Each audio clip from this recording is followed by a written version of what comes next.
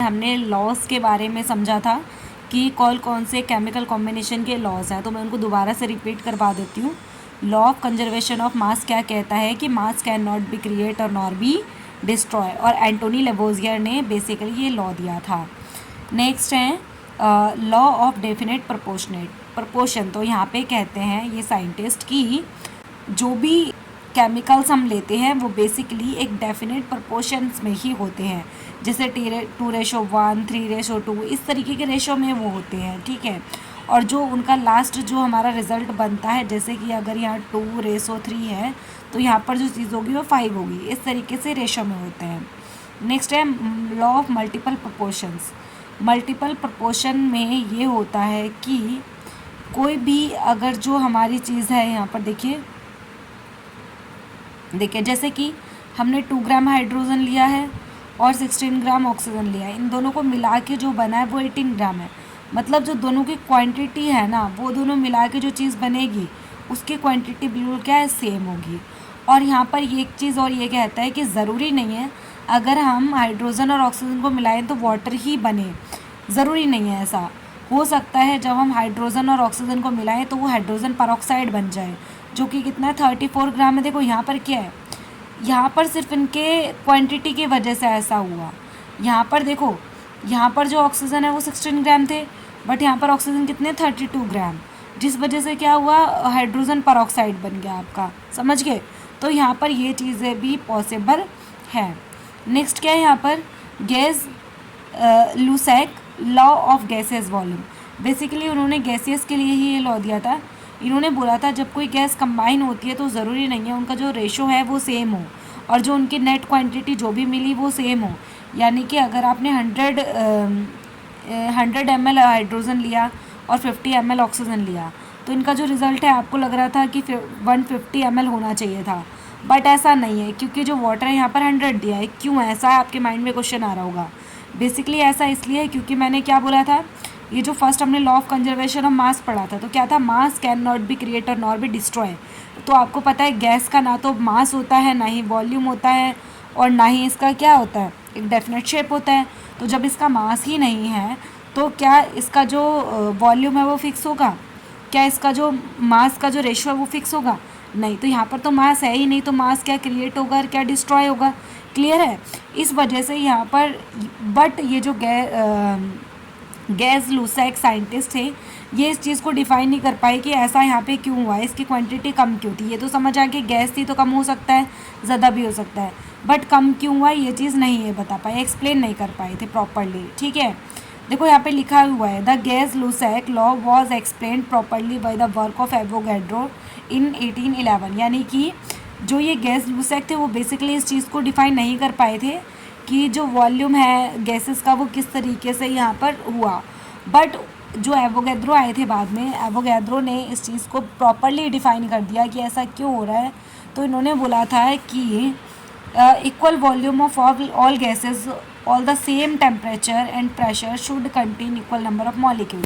यानी आप किसी भी गैस को ले आओ, है ना, अगर उसका वॉल्यूम सेम हुआ से एक टेम्परेचर और एक प्रेशर फिक्स होने पर, तो जो नंबर ऑफ़ मॉलिक्यूल होंगे वो क्या होंगे, सेम होंगे। इन्होंने बोला कि यहाँ पे टेम्परेचर और प्रेशर का फ़र्क पड़ेगा, उसके बाद ही आप बोल सकोगे ये इक्वल है नहीं है। और यहाँ पर इन्होंने एक चीज़ और बताई, पॉलीएटॉमिक और डायटॉमिक का कॉन्सेप्ट। इन्होंने बोला कि अगर आप यहाँ पर एक वॉल्यूम हाइड्रोजन लेते हो, मतलब यहाँ पे क्या है, 2 वॉल्यूम हाइड्रोजन है, देख रहे हो आप यहाँ पे, और 1 वॉल्यूम क्या है, ऑक्सीजन है। बट जब ये दोनों कंबाइन होंगे तो आप यहाँ पे देख रहे हैं एक ऑक्सीजन के साथ 2 हाइड्रोजन अटैच हो जाएंगे, ठीक है। तो ये इस तरीके की चीज़ बन जाएगी। देखो यहाँ पर टोटल ये थे कितने, 3 वॉल्यूम, और ये कितना बना, सिर्फ 2 वॉल्यूम, यानी ये इससे कम था। वही चीज़ हमें यहाँ पे देखने को मिली थी, क्या कि ये तो था 100, ये था 50, और बना क्या 100, कम बना, है ना। वैसा ही यहाँ पर हुआ कि ये कितने थे, 3 वॉल्यूम थे यहाँ पर, और आंसर क्या है, 2 वॉल्यूम। तो ऐसा इस वजह से हो रहा है, ये रीज़न आप समझ गए होंगे। इसके बाद है डेल्टन एटॉमिक थ्योरी। डेल्टन जो एक साइंटिस्ट थे, इन्होंने बोला था कि जो भी हमारा मैटर है वो एक छोटे छोटे स्मॉलेस्ट इंडिविजुअल पार्टिकल से बना होता है। What is the meaning of individual, individual का मतलब है जिसको आप और ज़्यादा डिवाइड नहीं कर सकते और ज़्यादा स्प्लिट नहीं कर सकते, ठीक है, वो खुद ही एक स्मॉलेस्ट पार्टिकल है। उस स्मॉलेस्ट पार्टिकल को इन्होंने क्या बोला, एटम बोला था। क्लियर है। इनकी थ्योरी 9th क्लास में भी दे रखी है, आप वहाँ से भी देख सकते हैं। यहाँ पे देखो, matter consist of individual atom, यानी जो मैटर होते हैं वो छोटे छोटे इंडिविजुअल पार्टिकल से बने होते हैं और उन पार्टिकल को इन्होंने एटम कहा था। ठीक है। All atom of give element have identical property, यानी जितने भी एटम होते हैं किसी भी एलिमेंट के अंदर, उनकी जो है अलग अलग प्रॉपर्टी होती है, अलग अलग मास होता है ना। और atom of different element different in mass, यानी हर एक एटम का अलग अलग मास होता है, हर एक एलिमेंट के हर एक एटम का अलग अलग क्या होता है, मास होता है। Compound are form when atom of different element combine fix ratio, यानी कि अगर कोई एक कंपाउंड फॉर्म हो रहा है, ठीक है, कब, जब एटम जो है अलग अलग एलिमेंट के कंबाइन हो रहे हैं एक फिक्स रेशो के अंदर, तो एक कंपाउंड बन जाएगा। हमने पढ़ा भी था कि number of atom combine each other at form molecule, और मॉलिक्यूल कंबाइन हो क्या बनाते हैं, कंपाउंड बनाते हैं। और यहाँ पर बोल रहे हैं chemical reaction involve reorganization of atom, यानी जो केमिकल रिएक्शन है बेसिकली इस चीज़ में हेल्प करती है। दीज आर नाइदर क्रिएट और not destroy in a chemical reaction, यानी कि यहाँ पर जो एटम है वो ना तो आप उनको बना सकते हो और ना तो उनको ख़त्म कर सकते हो किसी केमिकल रिएक्शन के अंदर। बेसिकली ये चीज़ है। नेक्स्ट है यहाँ पर एटॉमिक एंड मॉलिकुलर मास। ये तो आपको पता ही था कि जो किसी भी एटम का जो मास होता है बेसिकली उसी को हम एटॉमिक मास कहते हैं। जैसे कि हाइड्रोजन का मास आपने पढ़ा था पहले 1 होता है, नाइट्रोजन का मास आपने पढ़ा था 14 होता है। लगभग जितना आपका एटॉमिक नंबर होता है ना उससे डबल से थोड़ा ज़्यादा या थोड़ा कम मास होता है। तो हमने उस टाइम पे अप्रॉक्सीमेट वैल्यू पढ़ी थी, है ना। जैसे कि आपने सोडियम का पढ़ा था कितना, 23.5 पढ़ा था, ठीक है। और क्लोरीन का पढ़ा था 37, है ना, सॉरी 35 था, ठीक है। और आपने पढ़ा था सल्फ़र का कितना था, 32 है। तो इस तरीके से कुछ चीज़ें हैं, इन एलिमेंट्स को आपने पढ़ा था, ठीक है। तो वही चीज़ें हमें यहाँ पर रिलेटिव नहीं पढ़ना है, फिक्स वैल्यू पढ़नी है यहाँ पर। और आइसोटोप क्या होते हैं, जो कि सेम एटॉमिक नंबर होता है जिनका डिफरेंट मास नंबर होता है, ठीक है। और एटॉमिक मास की यूनिट होती है AMU, एटॉमिक मास यूनिट, जो इसका शॉर्ट में होता है इसको डिनोट करते हैं U से। आइसोटोप होता है same atomic number but different mass number.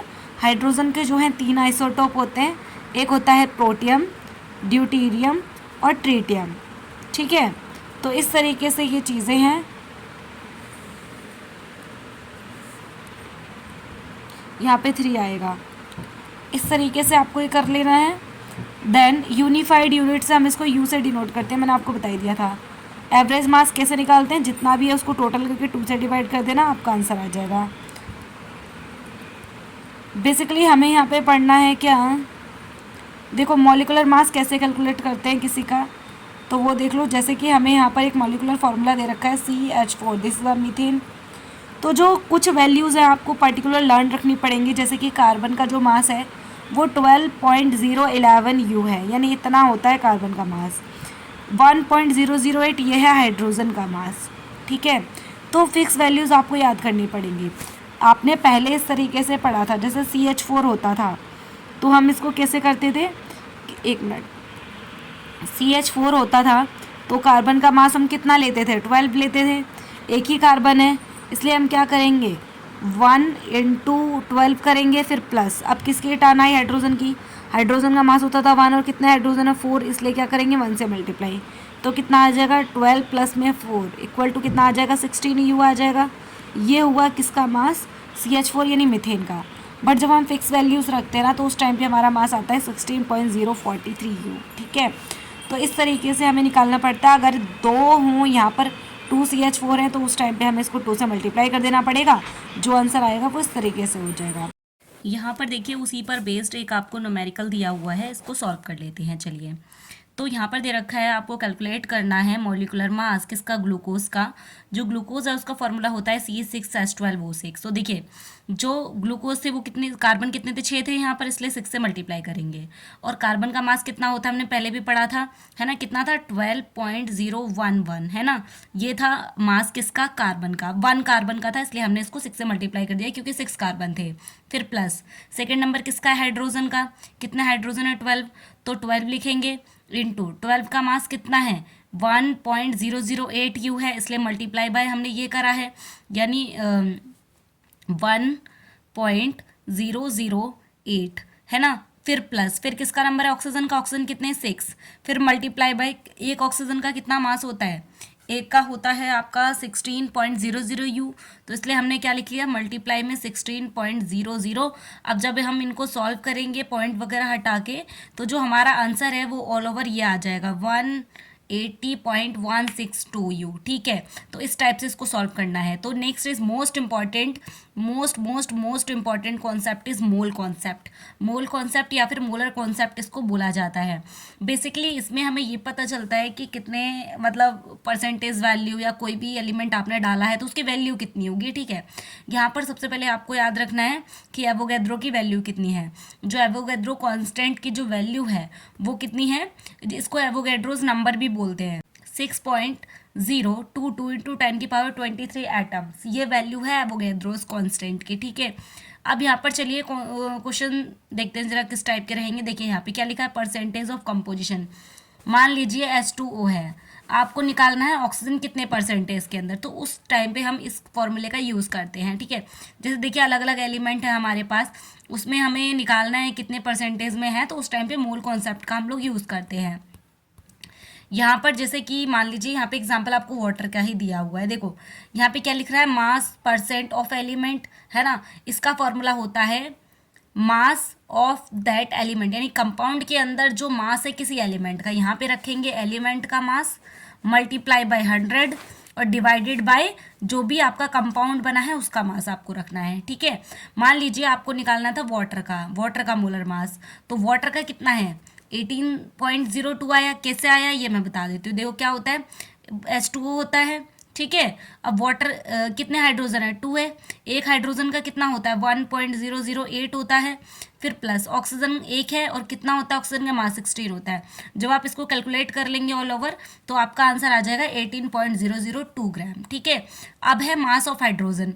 देखो ये हमारा कंपाउंड बन के रेडी हुआ है H2O, हमें निकालना है हाइड्रोजन का मास। तो हाइड्रोजन कितने हैं, देखो जो वाटर मॉलिक्यूल है उसके अंदर हाइड्रोजन कितने 2 है, इसलिए 2 से मल्टीप्लाई करा और मल्टीप्लाई बाय 1.008 और डिवाइडेड बाय 18.2 क्यों लिखा है, क्योंकि ऊपर फॉर्मूला था ना element multiply 100 divided by compound, तो एलिमेंट का मास लिखना है ऊपर, नीचे कंपाउंड का मल्टीप्लाई बाय 100। जो भी हमारा आंसर आएगा, यानी कि जो हमारा आंसर आया 11.018, ये हमारा मास है हाइड्रोजन का।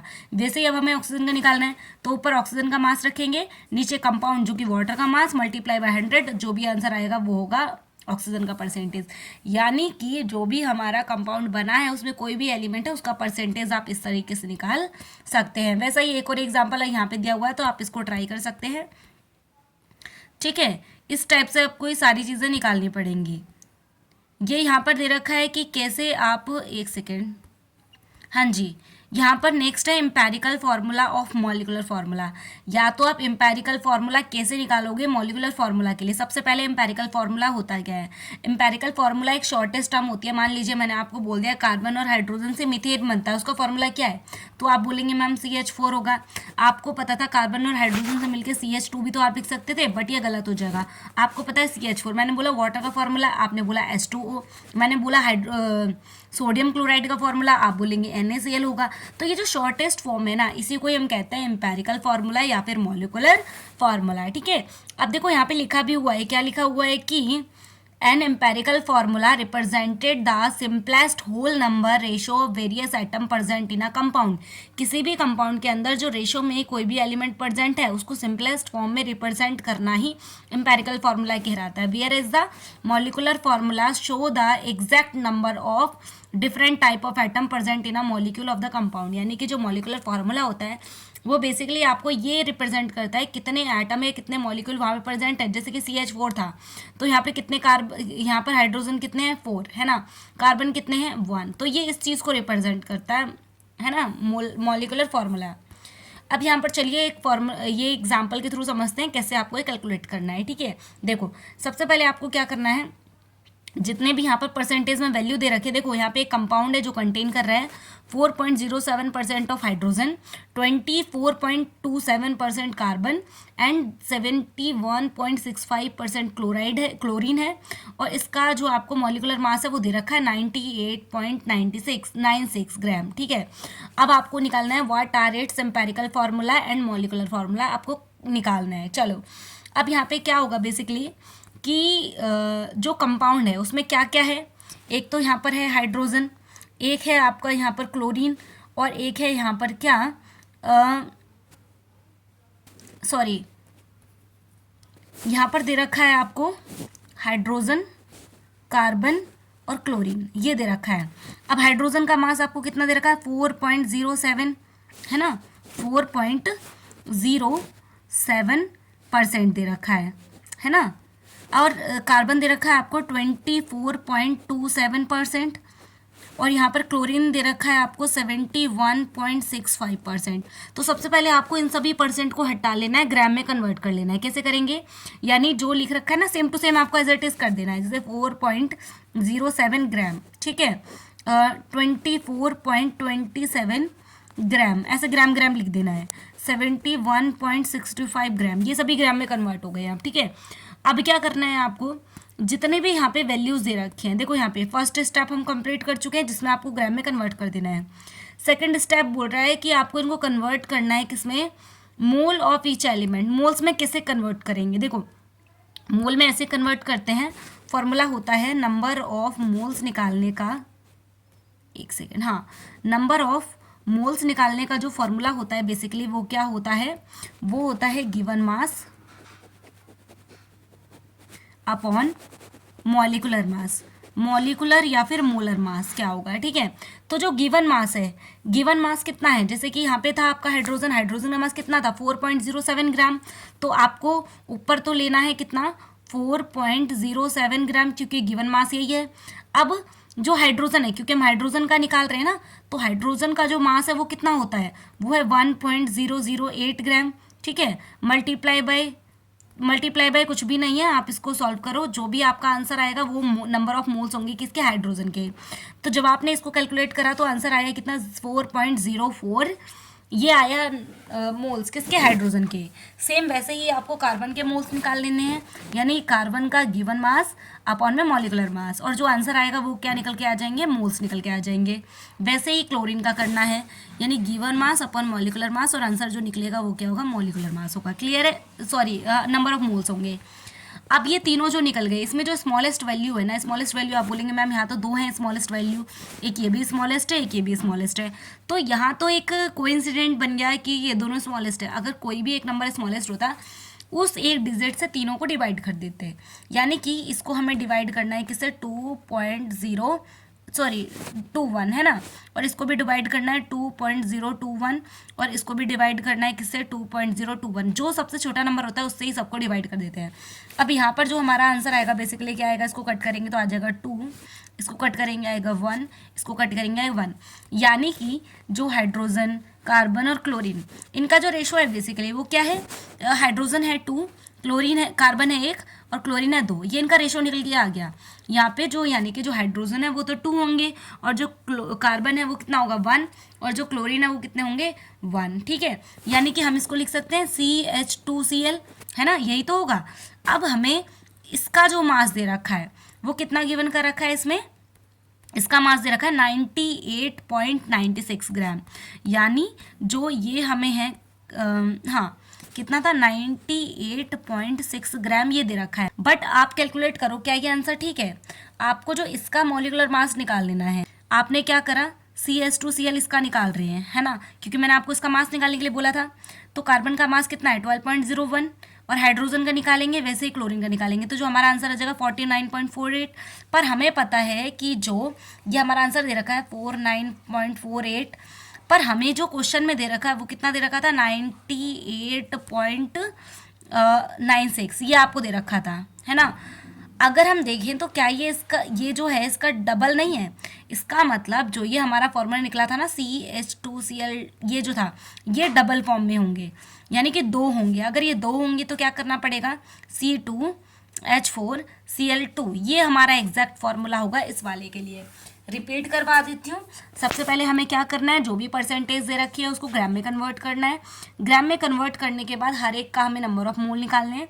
नंबर ऑफ मोल निकालने के बाद जो भी छोटी वैल्यू आएगी उससे सभी को डिवाइड कर देना, तो हमारा इस तरीके से रेशो निकल के आ जाएगा। रेशो निकलने के बाद हमें क्या करना है, उसका मॉलिक्यूलर मास निकालना है। मॉलिक्यूलर मास जो आएगा, अगर गिवन मास दोनों सेम होते हैं फिर तो कुछ भी करने की जरूरत नहीं है, अगर डिफरेंट आता है तो कंपैरिजन करके देखो। जैसे कि हमारे आंसर में ये इसकी वैल्यू जो थी वो इससे हाफ थी, यानी कि ये जो था वो डबल था, इसलिए हमने क्या करा, इस पूरी टर्म को 2 से मल्टीप्लाई कर दिया। 2 से मल्टीप्लाई करती है हमारा आंसर ठीक, और जिस वजह से हमारा एम्पेरिकल फॉर्मूला करेक्ट आ गया। ठीक है, इसके बाद नेक्स्ट चलते हैं। हाँ, स्टियोमेट्रिक कोफिशिएंट, स्टियोमेट्रिक एंड स्टियोमेट्रिक कैलकुलेशन। बेसिकली स्टियोमेट्रिक जो होता है, बेसिकली इसका मतलब होता है, ये ग्रीक वर्ड है, ग्रीक वर्ड से ड्राइव हुआ है। ठीक है, जहाँ पर स्टैक्योन का मतलब होता है एलिमेंट और मेट्रोन का मतलब होता है मेजरमेंट, यानी कि किस तरीके से हम एलिमेंट को मेजर करते हैं। देखो, आप सभी ने पढ़ा होगा 10th क्लास में कि इक्वेशन को बैलेंस करना ज़रूरी है। देखो, राइट हैंड साइड और लेफ्ट हैंड साइड जो चीज़ें होती हैं हम इक्वल रखते हैं, है ना। इसी में ही, क्योंकि जो law of conservation of mass है वो कहता है कि मास can not be created not be destroy, तो किसी भी केमिकल रिएक्शन में हम लेफ्ट साइड यानी रिएक्टेंट और प्रोडक्ट को इक्वल करते हैं, बैलेंस करते हैं। ठीक है, अगर वो बैलेंस नहीं है तो वो जो law of conservation of mass है वो फॉलो नहीं कर रहा होता है ना, इसलिए हमें इसको बैलेंस करने की ज़रूरत पड़ती है।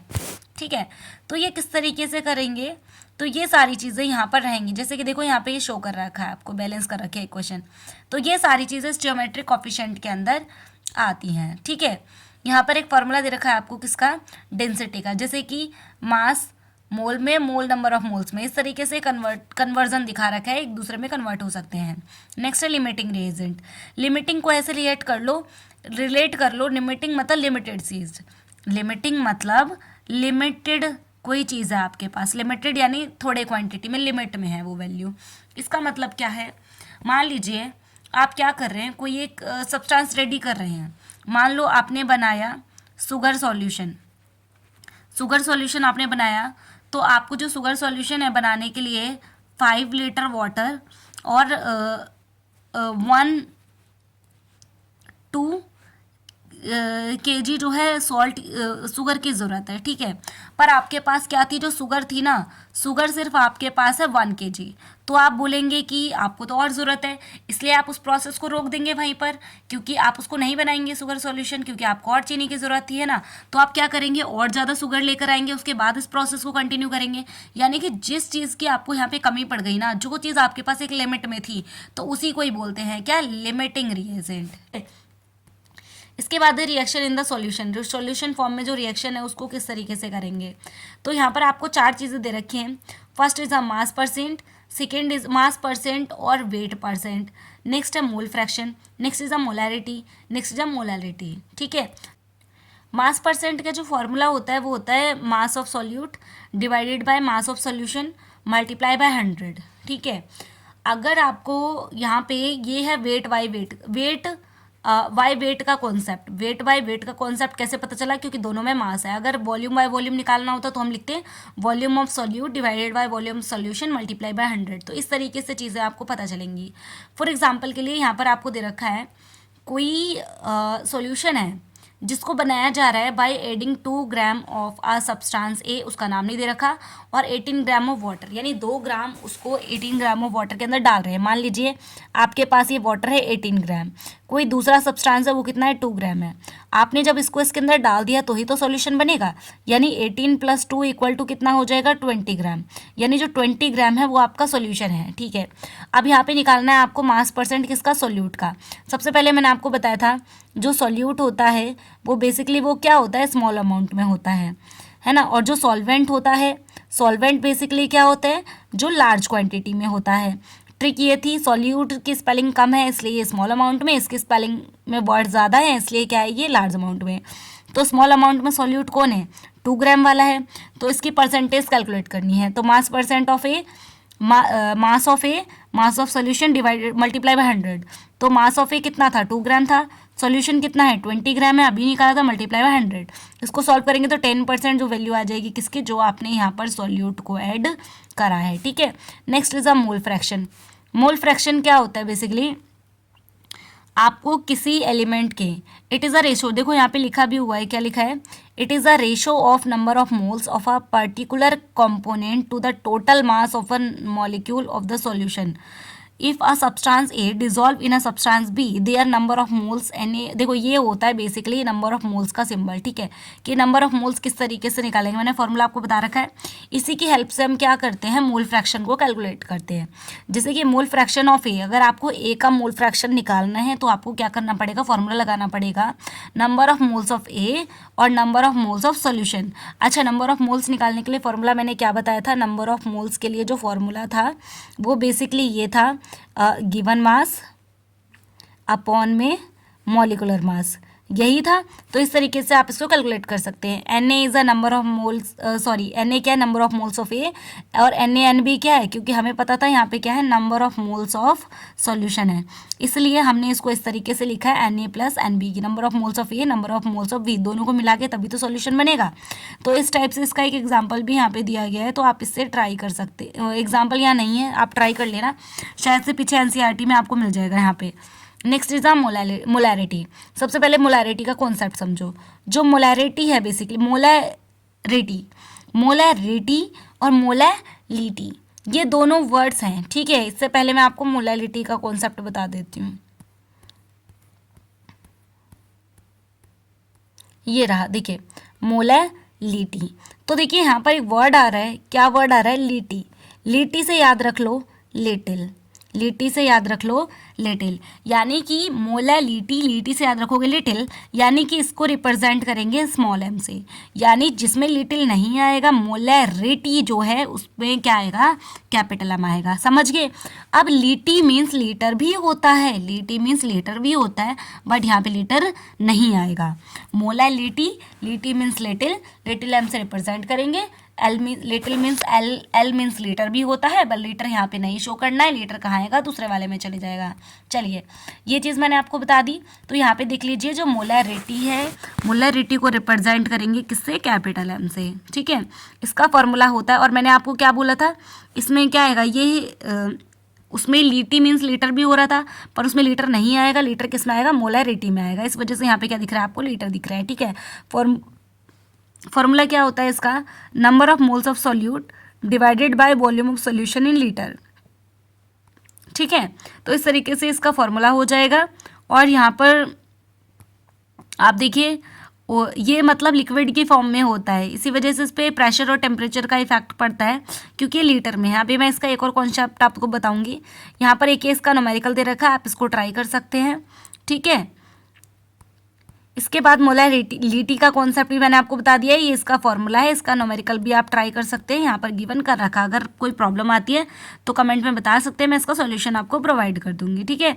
तो एक चीज़ यहाँ पर मैं ये बता रही थी कि जो मोलैलिटी और मोलैरिटी है, कई बार क्वेश्चन पूछ लिया जाता है कि जो मोलैरिटी और मोलैलिटी है, इन दोनों में से किसको ज़्यादा प्रेफर किया जाता है। तो बेसिकली ना हम मोलैलिटी को ज़्यादा प्रेफर करते हैं, क्योंकि ये कौन सा होता है, ये ना सॉलिड फॉर्म में होता है वो लिक्विड, और वो वाला कैसा होता है, वो लिक्विड में होता है, क्योंकि इसके ऊपर टेम्परेचर और प्रेशर का कोई इफेक्ट नहीं पड़ता, बट मोलैरिटी के ऊपर टेम्परेचर और प्रेशर का इफेक्ट पड़ता है। इस वजह से उसको हम ज़्यादा सुटेबल वो हमारे लिए नहीं होता, ठीक है, एज अ लैब में जब भी हम कोई रिएक्शन करने जाते हैं। तो इसी के साथ ही चैप्टर हमारा कंप्लीट होता है, इसका थ्योरी पोर्शन और कुछ न्यूमेरिकल पोर्शन भी हमने इसका समझा है। बाकी अगर कोई डाउट होता है तो आप कमेंट में बता सकते हैं। Thank you so much watching this video.